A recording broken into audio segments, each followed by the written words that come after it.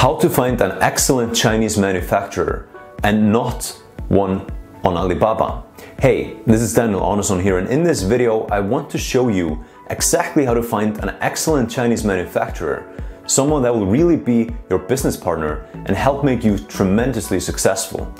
You see, there is a massive difference between private label sellers when it comes to the actual products they sell. Most people are not aware of this, but there's pretty much an epidemic of poor quality private label products out there. And I hate to break it to you, but you really don't stand a chance of being very successful long term in building a great brand unless you know how to find the best products and get them at the best prices. There's really only one way to make that happen in China, and that is not through Alibaba. And this is what I'm going to show you in this video. I'm also going to show you some really cool stuff around sourcing data research and the most important number of all when it comes to sourcing. And also how to do product projections, which is something I promise you haven't seen before. So this is going to be an awesome video for you, so I'm excited to share it with you. And this is actually a clip from our free Amazon FBA crash course that I created recently, so I think you'll get a lot out of this. Let's now hop on over to my laptop and I'll show you exactly how this works. So part 2 of step 1, which is identifying the product, is now element C, which is sourcing data research. So now we want to go and actually reach out. This is after we validated the idea. We want to go and actually reach out to some suppliers and collect some data, like sourcing data. So that's why we call this sourcing data research. We want to reach out to a bunch of suppliers, and I'll talk about the best way to do this here in a bit. You can do this yourself through Alibaba or domestically, like locally through the phone or email. Many ways to do this. I'll talk about the options when we talk about sourcing here in a bit. But you want to ask them basically these 4 questions, and you want to ask at least 3 different suppliers. You can do more. We always do more, let's say in China, like I'll have my team ask a bunch more. But you want to do it with at least 3 different suppliers. You want to ask, do they private label? So you want to ask them about that. Because of course, if they do not private label, then you can check them off the list because you want to private label. And then number 2, ask them about the cost per unit or CPU. And you just collect it at this point. You don't do anything with it. You just ask, what's your cost per unit for this product? And you write it down. Now, usually it will be different based on the quantity you're looking to order. So they'll ask you how much are you looking to order. And that's where the next thing comes in, which is minimum order quantity or MOQ. Now, with full private labeling, which I don't suggest you actually do right away, the MOQ is usually about 300 units.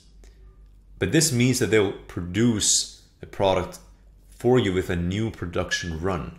They will literally put the name of your brand like on the actual product itself, things like that.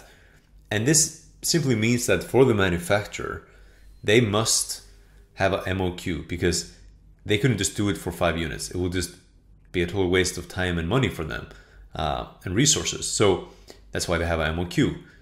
Now, you may want to start with like that MOQ.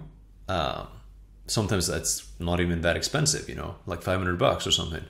But sometimes you want to just do less at the beginning, so you don't actually need a private label production run. So you can just basically say, hey, can you give me 10 generic units? And if so, what's the CPU? Or can you give me 50? But regardless, because this is just research at this stage, you want to ask what their MOQ is for a full private label, and then what is the cost per unit at that MOQ? And then it would be helpful to see, like, if I were 1,000 units, what's the CPU going to be?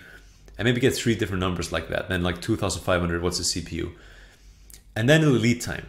Lead time means how long does it make from the time I make a deposit, usually it's 30%, to produce this product until the time it's actually finished in production. Like, what's the lead time that I can expect? And if you do this, you collect this from a couple of different suppliers, what you can do is you can compare them. But more importantly at this stage, you can look at the average of each. So you can see roughly what is the CPU going to be? Roughly what is the MOQ going to be when I do full private labeling? And what is roughly the lead time? And this is important for you to know because it's going to factor in with the next step, which is projections, which I'm going to show you. So you can literally see what your expected profit margin will be. And especially you can see like what will be right at the beginning and then how it will evolve over time when I have bigger orders. So we will look at the data we collect to find the average numbers, which we'll use to estimate what these numbers will end up being when we actually source the product. Of course, take into consideration, again, the quality of the product as much as possible during this stage also, because pricing can be much lower for cheaper versions than what you would want to source. So don't use that in your math, of course. Now, next step is to calculate the most important number here, which is COGS, and that means cost of goods sold. So you need to know this number here so you can do the projections. So let's say our presumed selling price is $30 for this example. So then our selling on Amazon fee, and by the way, this presumed selling price is just what you're looking at like on Amazon as the average for this kind of product. So let's say that's 30. So then our selling on Amazon fee, if we use FBA, which I recommend you do, and you will do at the beginning most of the time, things like that. So look at that. And there is a calculator that Amazon provides called the FBA fee calculator that you can look at, for example, to figure this out. Just put the numbers in there for the product. Then you want to see what that is per unit. And it's most likely going to be when you factor in the Amazon FBA plus the Amazon selling fee. There's two different fees. Amazon selling fee is even if you're shipping it, like from your house when someone buys it, or your warehouse. But for us, if you use FBA, there's also like an FBA fee. But it's still going to probably be much cheaper than if you try to do this yourself, and way more scalable and better for you to build the business.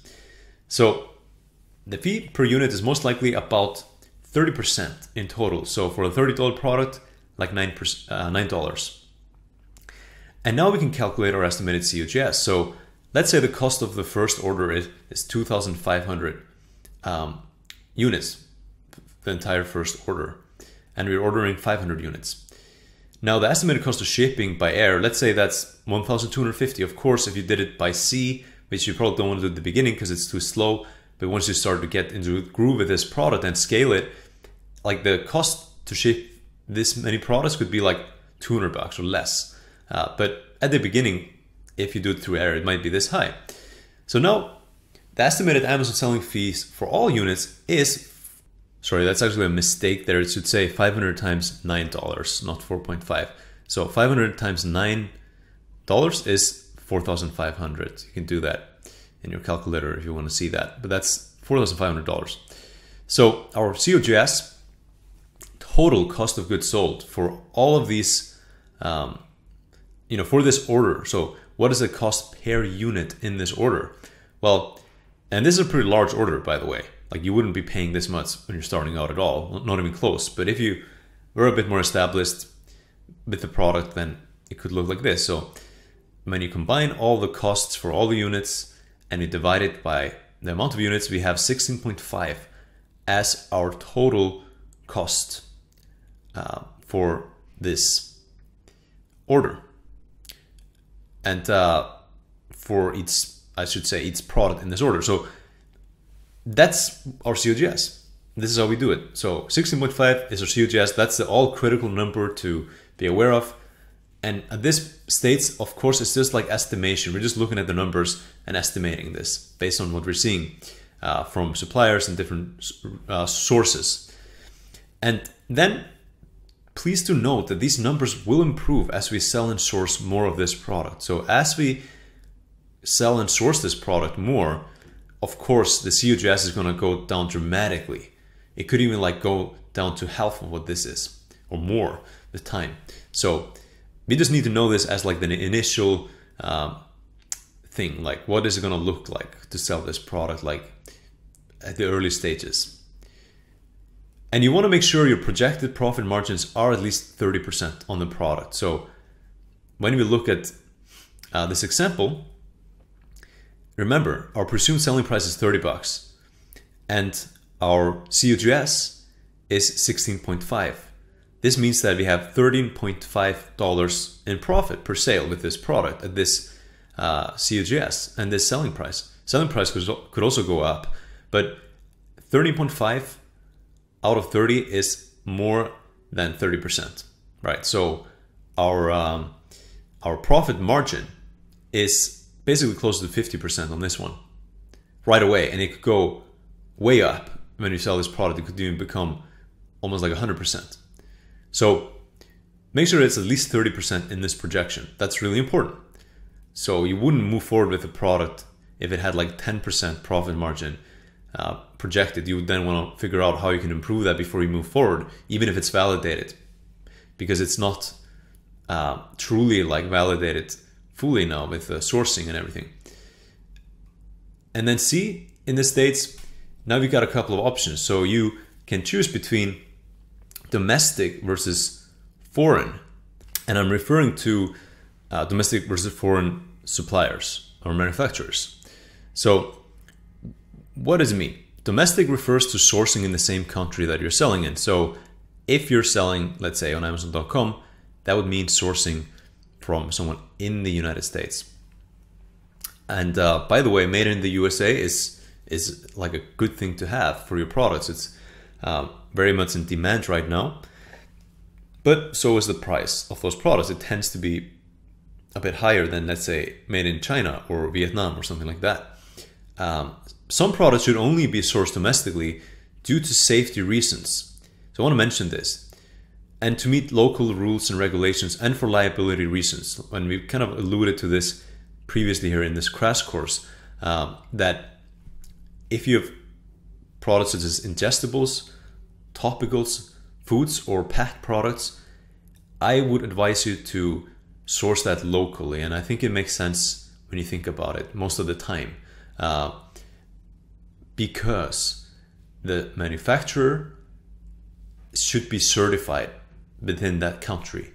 They should already be meeting all the local rules, regulations, have the documentation, the certification, the regular inspections by the like food authority and whatever it may be.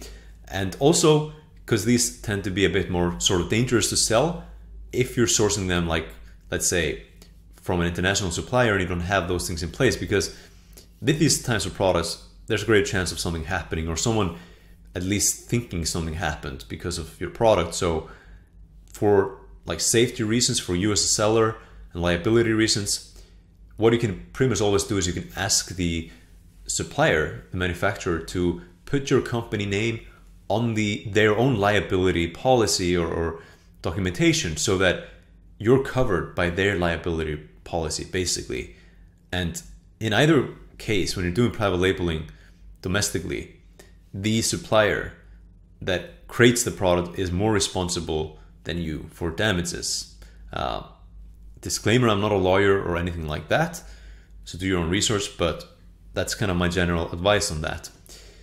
Now, when you want to source from different locations like China, this is the number one place, as you know, products really are made today, and 99% of, or 95% of products that you will sell and we sell are from China. And when it comes to sourcing from China, knowing how to do it is incredibly valuable. I can tell you from experience, though, that again, 99% of sellers have this completely backwards, and they do not understand how to do this properly. They will simply go on a site like Alibaba themselves, which is, in a way fine, but nowhere are they even close to getting the best pricing, lead times, MOQs, shipping rates, and everything like that, and efficiency. Because working with suppliers through Alibaba is just, in my opinion, an absolute waste of time and a nightmare, versus doing it the right way and the proper way, which is to actually have a sourcing agent or work with a company in China that specializes in sourcing. Because when you do this, not only is it relatively inexpensive, it will actually save you money on sample collection and all, on the proper sourcing process. You will literally spend less money doing it with a sourcing agent than doing it through Alibaba on your own. And that's not even talking about all the wasted time if you're doing it on your own, and the headaches and communication issues and like 100 times higher odds of issues with the product and things like that. So my recommendation, if you do source from China or any other international country, is to use sourcing agents. And that's a picture of me in our office in China here a couple of years ago. And then there's like this map that I'm kind of showing you here, which is the sourcing locations inside of China. There's many different places, right? Most products are made though here next to Hong Kong in Shenzhen, so you could get a sourcing agent there. But there's other places in China with a lot of products like Jiwu, so you may want to consider what you're selling and where that is made when you choose where to find a sourcing agent. And we do have, by the way, a program called Sourcing Profits, which this map is from. As you can see there, Sourcing Profits, this is all about sourcing. So if you're interested in that, you can just let us know, send us a support ticket or something, or a message. It's something that probably isn't available right now, but then at least we could let you know how and if you can get access to this exclusive program all about sourcing, because we've amassed a tremendous amount of knowledge on sourcing. And again, one of the reasons I live here in Hong Kong is to be on the ground basically with my products and stuff, sourcing from China. So just a side note there. Also, I want to mention we have a sourcing mastermind. This is a picture from one we did last year, I believe, in Hong Kong here. And you can check that out if you go to sourcingmastermind.com. So every year, at least once or twice, we take a group of dedicated entrepreneurs into China. Like, you'll fly into Hong Kong, you'll meet me there, and we'll take you through everything into China and to the ground, visiting factories and suppliers and masterminding, training, learning the ins and outs of sourcing, and really getting you dialed into this process and opening your eyes, like how easy it is to actually source from China and how it's done, introducing you to my team and everything. It's really, really a cool experience, and it will change your life if you're doing this business, because your eyes will just go wide open, and we'll even help you find a sourcing agent and everything like that. So after this trip, being like doing private labeling and being in this business is going to be just totally transformed for you, because now you can access things on the ground and get everything that all the other sellers aren't getting. Like 99% have it all backwards, right? So you can do what the real big sellers, like the big players, do, and properly source products. So really exciting stuff. We get a lot out of this. I just wanted to bring it to your attention. So you can check it out again at sourcingmastermind.com. If you're interested, I would love to have you join. You'll have to apply and things. We'll have to make sure it's a good fit for you. But if you come along, I know you will get a tremendous amount out of it, and just mastermind with us personally too. But enough about that. I just wanted to mention that in case you're interested in that. But now let's move forward with this. And the final step here is the product projections. And these are just way too in depth for me to cover in detail here. This is something that is really reserved for our Infinity Code students, because this is truly exclusive and powerful stuff that people have paid money to have access to, because it's so valuable. So I can't just share that with everyone, but I'm going to give you the, again, high level strokes, the overview, so you understand how it works. And the key idea to understand is that you can now combine your sourcing research data with your product validation data, so the impressions, click-through rate, etc., to actually project the potential of the opportunity. So, for example, there's some assumptions we can make, and when you put it on a spreadsheet, you can just plug in a couple of numbers, and boom, everything is calculated, like from profit, from ads, on the search term level, organic rank, profit, revenue, everything. Now, because you have all the numbers to run the entire math. And for example, as far as assumptions go, it's reasonable to assume, based on our experience and data that we've collected, that if you get ranked number one for a high quality search term, you may get around 5 to 10% of the search volume actually buying from you. Depends on how good your validation data is, but it's pretty advanced how we actually do this math, so it's really precise. But basically, that's something you can assume.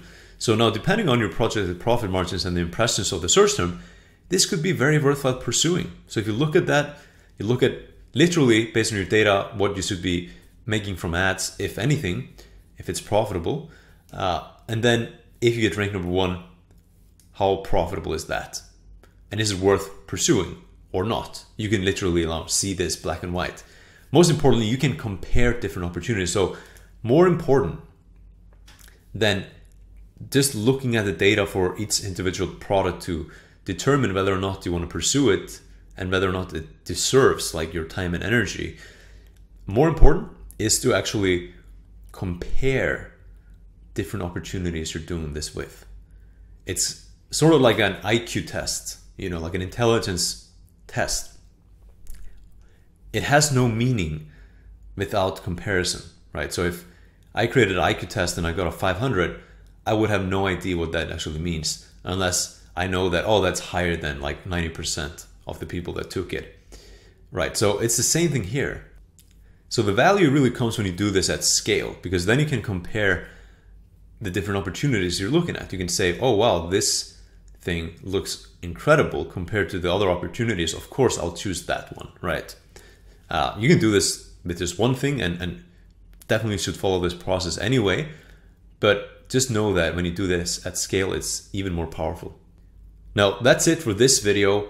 And in the next one, I'll show you step number 2, which is sourcing. I hope this has all been tremendously valuable so far, and you're starting to see how different and powerful this system is, how this is like the professional, real, scientific, powerful way of selling on Amazon. You're really doing everything you can to stack the odds in your favor.